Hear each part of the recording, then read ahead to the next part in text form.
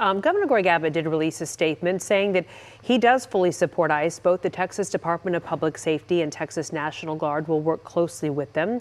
This assassination, though, will not slow our arrest, his words, detention and deportation of illegal immigrants. We will work with ICE and the Dallas police to get to the bottom of the assassin's motive, and we will offer ICE additional support to assist their operations.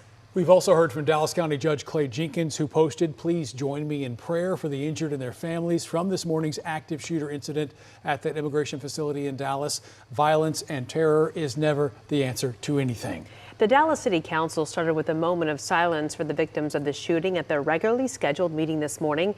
Mayor Eric Johnson was not there at the start, so he could attend that media update with other local officials. In fact, again, as we mentioned, he was the one who began that press conference that happened around 10 o'clock this morning. Again, joining us here at the desk this morning, our senior crime and justice reporter, Rebecca Lopez, our senior political reporter, Jason Whiteley.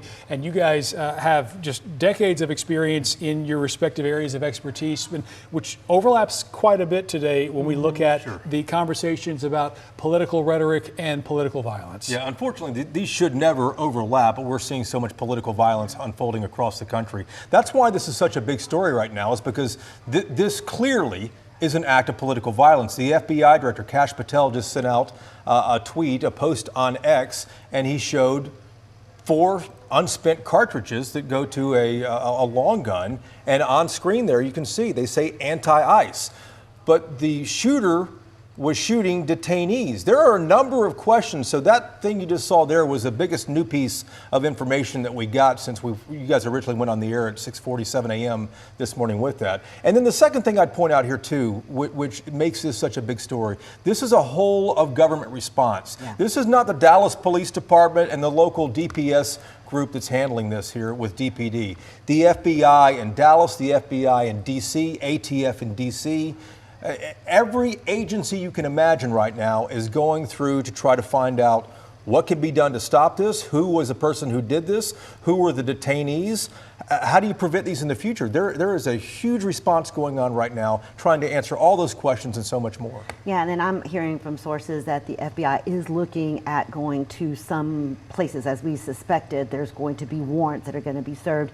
And from those warrants, as we know, like we learned more about Micah Johnson, who was the shooter on July 7th that shot and killed 5 officers in downtown Dallas. We learned a lot more once they went into his house and were able to get his computers and the types of books he was reading, and then we knew, what his motive was. And so that is what right now law enforcement is doing. They are going to try to get a profile of the suspect. By now, the FBI's special unit that profiles suspects and gets a better idea of who this person is and what their motive might have been, they're coming up with some sort of composition on this person. And all of that is happening right now, and we will hopefully know more about what this person was doing in their life. Did they have a criminal history? All of that will come out soon. Yeah, because there was a lot that we didn't learn at that press conference earlier this morning. In case you missed it, one of the people that we heard from was the special agent in charge, Joe Rothrock, who talked about some of the early evidence as well. I want to let you hear what he had to say. This is just the most recent example of this type of attack. This will be a whole of government response.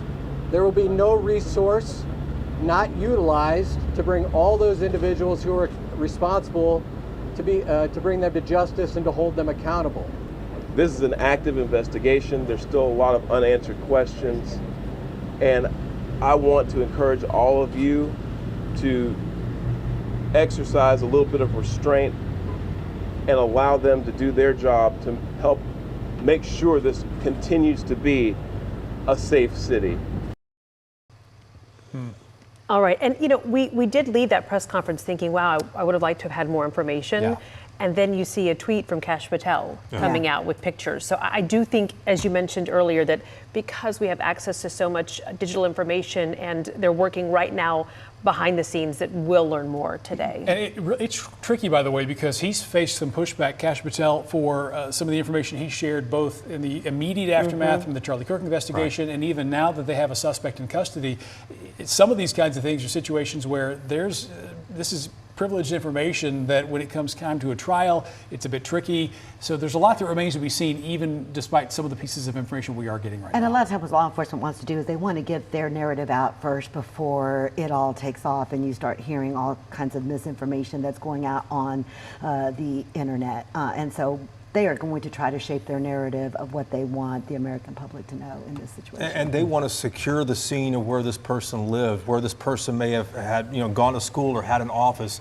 Get as much information as they can right now before somebody else might get that. They want to find out as much as they can about where the protocols, normal protocols at ICE today, with them taking the detainees off the bus or loading them onto the bus. Is that how they normally did it? There are a number of questions that they're going to be going through to find out what was normal, what was not normal here. How in the world did a guy get on the roof with a long gun at 6:40 this morning and open fire with federal agents standing by with federal detainees? So many questions, but I bet in the coming hours here we're going to have some pretty decent answers as law enforcement goes to work at this hour. And we have our crews on the scene and around the area, as well as in the newsroom, asking some of those questions and working their contacts and sources. So as we get new information, we'll be streaming on WFA Plus throughout the day and online.